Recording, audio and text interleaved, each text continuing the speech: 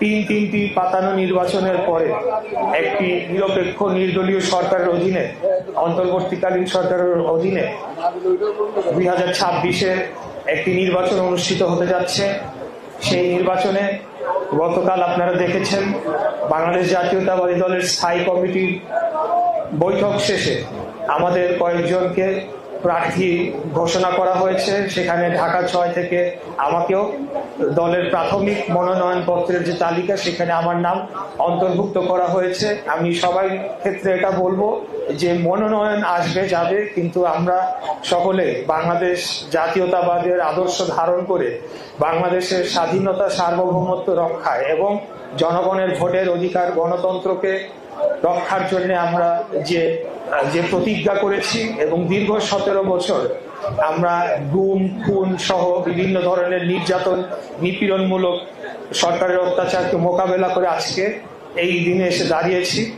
এবং আজকে আমার বাবার মৃত্যুবার্ষিকী। আমি এই কথাটি বলবো যে আমার বাবা 67 বছর বয়সে উনি ক্যান্সারে আক্রান্ত হয়ে মারা যান 2014 সালে।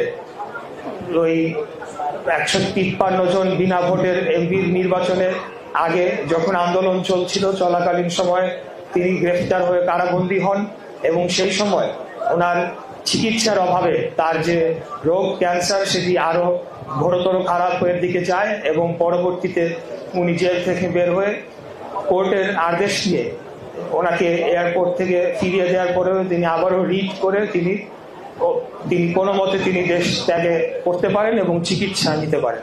হায়াত মত আল্লাহর হাতে, কিন্তু এতটুকু বলতে পারি উনি যে পরিস্থিতিতে দেশ থেকে চলে গিয়েছিলেন, এর পরবর্তীতে তার অবস্থা জানার পরে আমাদের পক্ষে, পরিবারের পক্ষ থেকে ওনাকে দেশে আসতে দেওয়াটা আসলে কোনোভাবেই সম্ভব ছিল না, যার কারণে আমরা তাকে দেশে আসতে দেই না। কথাটি এই জন্য বললাম যে আমার বাবা কোনোদিনও দেশ ছেড়ে পালিয়ে যাওয়ার লোক নয়, বা উনি দেশ থেকে চলে গিয়েছেন এবং বাংলাদেশ আন্দোলন সংগ্রামে সম্পৃক্ত ছিলেন না, এরকম নয়।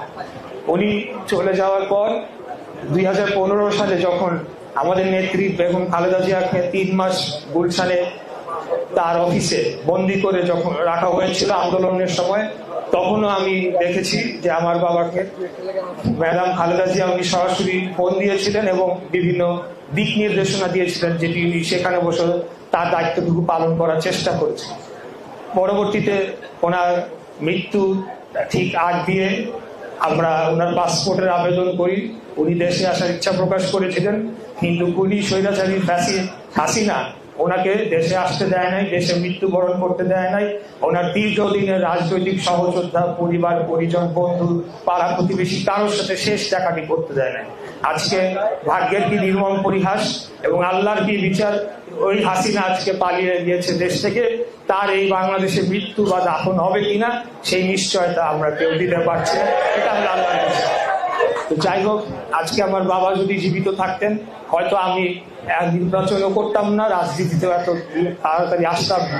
তাই আমি আমার নেত্রী, দেশনেত্রী বেগম খালেদা জিয়া এবং আমাদের নেতা দেশনায়ক তারেক রহমানকে আন্তরিকভাবে ধন্যবাদ জানাতে চাই। খুব সম্ভবত আমার বাবার স্মৃতির প্রতি ওনারা স্মরণ রেখেই আমাকে ঢাকা 6 থেকে প্রাথমিকভাবে মনোনয়ন দিয়েছেন।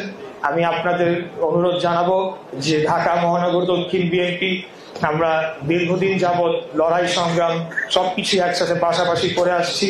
দল যাকেই মনোনয়ন দেখ বা না দেখ, আমরা ইনশাল্লাহ ধানের শীষের প্রার্থীদের বিজয়ী করার জন্য ঢাকা মহানগর দক্ষিণ বিএনপির পক্ষ থেকে সর্বোচ্চ ধরনের প্রচারণা এবং নির্বাচনের অন্যান্য যে ধরনের প্রস্তুতি প্রয়োজন সেটি আমরা করবো ইনশাল্লাহ।